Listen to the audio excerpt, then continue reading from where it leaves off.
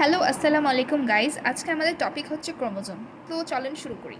প্রথমে আমরা আসি একটা হিউম্যান বডিতে। একজন হিউম্যান বডিতে হচ্ছে আমরা কী ধরনের অর্গানিজম? মাল্টিসেলুলার। দ্যাট মিন্স আমাদের বডিতে অনেকগুলো সেল আছে।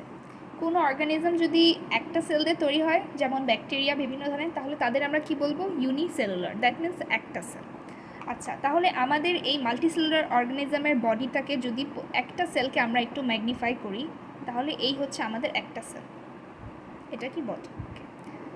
এই একটা সেলের মধ্যে আমরা জানি কি কি থাকে? সাইটোপ্লাজম, এবং সাইটোপ্লাজমের মধ্যে কি থাকে? নিউক্লিয়াস এবং সঙ্গে অনেক ধরনের অর্গানেলস।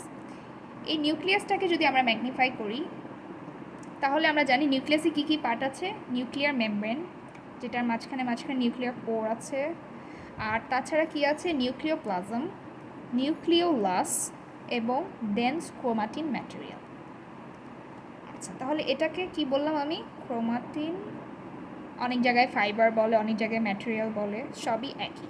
আচ্ছা, ফাইবারই লিখলাম। আচ্ছা, তাহলে ক্রোমাটিন ম্যাটেরিয়াল বা ফাইবার এবং ক্রোমোজোমের মধ্যে ডিফারেন্স কী? তাহলে ক্রোমাটিন ফাইবার ভার্সেস ক্রোমোজোম। এবার আসে আগে ক্রোমোজোম মানে কি। ক্রোমোজোম এসেছে দেখেন দুইটা গ্রিক ওয়ার্ড থেকে, যার প্রথমটা হচ্ছে ক্রোমা।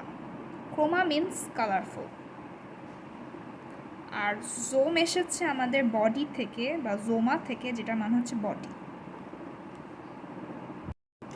তাহলে কোশ্চেন হচ্ছে ক্রোমোজোমকে কেন কালারফুল বডি বলা হচ্ছে?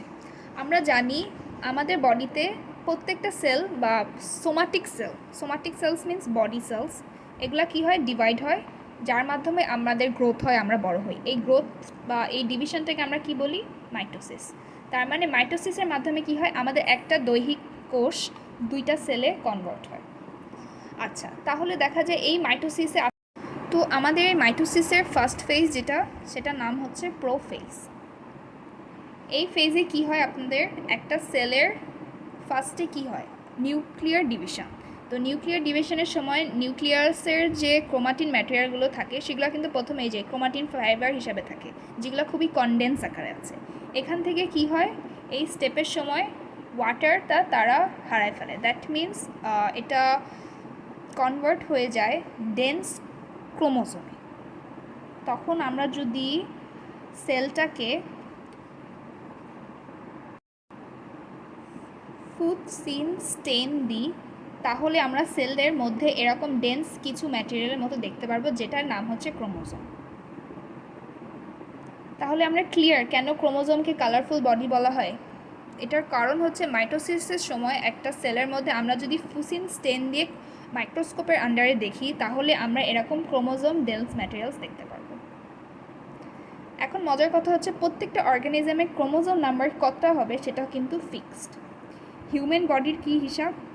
একটা হিউম্যান বডিতে ক্রোমোজোম নাম্বার হচ্ছে গিয়া 46। দ্যাট মিন্স 46টা ক্রোমোজোম পাওয়া যায়।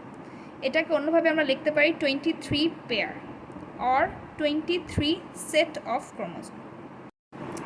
তাহলে হিউম্যান বডিতে কয়টা ক্রোমোজোম থাকে? 46টা। এই 46 ক্রোমোজোম অ্যাকচুয়ালি এরকম একা একা থাকে না, ক্রোমোজোমগুলো বরং এরকম পেয়ার বা সেট আকারে থাকে। তাহলে কয়টা পেয়ার হবে? এরকম 23টা পেয়ার আমরা দেখতে পারবো টোটাল। তাহলে বলা যায় হিউম্যান বডির প্রত্যেকটা সেল, আমাদের তো অনেকগুলো সেল যেহেতু আমরা মাল্টিসেলুলার, প্রত্যেকটা সেলের নিউক্লিয়াসের মধ্যে এরকম 23 পেয়ার বা 46টা করে ক্রোমোজোম পাওয়া যায়। আচ্ছা, এই সবগুলো ক্রোমোজোম কি সেম হয়? না, দুই ধরনের ক্রোমোজোম হয়। একটা হচ্ছে অটোজোম পেয়ার, আর কিছু হচ্ছে সেক্স ক্রোমোজোম পেয়ার। অটোজোম কয়টা থাকে? অটোজোম ক্রোমোজোম প্রেজেন্ট থাকে হচ্ছে 22 পেয়ার বা কয়টা? 44টা। আর সেক্স ক্রোমোজোমে কয়টা থাকে? অনলি 1 পেয়ার, দ্যাট ইজ 2টা। তার মানে টোটাল করলে কত হয়ে যাচ্ছে আমাদের? 46টা ক্রোমোজোম অর 23 পেয়ার ক্রোমোজোম। আচ্ছা, এই অটোজোমাল ক্রোমোজোমের কাজ কি? এগুলো হচ্ছে আমাদের বিভিন্ন ধরনের ক্যারেক্টারিস্টিক্সের জন্য দায়ী, যেরকম একটা মানুষ লম্বা কিনা, তারপরে তার চুলের কালার কি, তার চোখের কালার কি, এক্সেট্রা এক্সেট্রা। আর সেক্স ক্রোমোজোম দায়ী হচ্ছে যে একটা মানুষ ছেলে, বয় নাকি মেয়ে, গার্ল।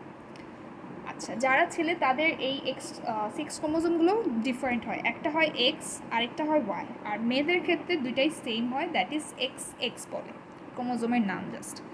আচ্ছা, কারোর যদি এই সেক্স ক্রোমোজোম পেয়ারে কোনো ধরনের সমস্যা হয় সেটাকে আমরা বলবো সেক্স ক্রোমোজোমাল ডিজিজ। আর যদি অটোজোমের সমস্যা হয় তাহলে সেগুলো হবে আমাদের অটোজোমাল ডিজিজ। এগুলো আমরা আরও ডিটেলস একটু পরে জানবো। আচ্ছা, এবার হিউম্যান বডি তার মানে মাল্টিসেলুলার অ্যান্ড ডিপ্লয়েড। ডিপ্লয়েড কেন বললাম? ডিপ্লয়েড কজ আমাদের 2n সেট অফ ক্রোমোজোম আছে, that means even number of chromosome বা 46টা ক্রোমোজোম আছে, যেগুলো প্রত্যেকটা এরকম পেয়ার পেয়ার আকারে থাকে। আবার কিছু কিছু অর্গানিজমকে আপনারা দেখবেন হ্যাপ্লয়েড বলে, যেরকম পুরানো ব্যাকটেরিয়া, সেই ব্যাকটেরিয়াগুলোর মধ্যে কি এন সেট অফ ক্রোমোজোমস থাকে, তার মানে সেই ক্রোমোজোম একা একা এরকমভাবে থাকে সেলের মধ্যে। আমরা কি ক্লিয়ার? আচ্ছা, দেখেন এই হচ্ছে আমাদের ধরেন একটা সেল, যেই সেলের মধ্যে নিউক্লিয়াস আছে, এই নিউক্লিয়াসের মধ্যে ক্রোমোজোম নাম্বার মাইক্রোস্কোপে আমরা দেখলাম অনলি 1 বা একা একা আছে, তাহলে এটা কি হবে? আমাদের হ্যাপ্লয়েড অর্গানিজম।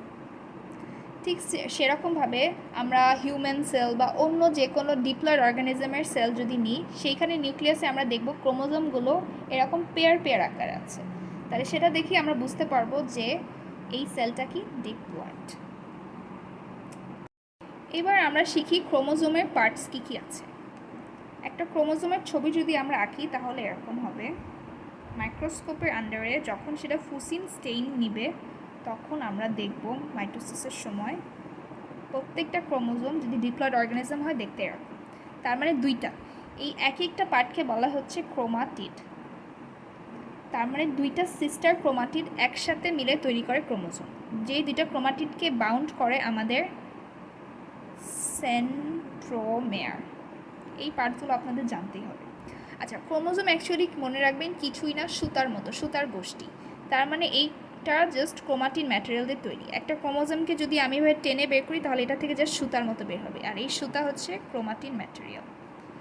তার মানে জাস্ট মাইটোসিসের সময় এই ক্রোমাটিন ম্যাটেরিয়াল যখন নিজের পানিটা হারায় ফেলে, জাস্ট এটা কনডেন্স হয়ে এরকম দলা ক্রোমোজোম তৈরি করে, আর যখন এটার মধ্যে যদি আমি পানি দিই তাহলে এটা আবার এই সুতার মতো স্ট্রাকচার তৈরি করবে। ক্লিয়ার আমরা? আচ্ছা, ক্রোমোজোমে আরও অনেক পার্ট আছে, টেলোমেয়ার, তারপরে কাইনেটোকোর, এগুলো আমরা আরও পরে পড়ব। একটা ক্রোমোজোমের লেন্থ হচ্ছে নর্মালি হয় 3.5 থেকে 50 মাইক্রন, আর উইথ হয় 0.2 থেকে 2 মাইক্রন।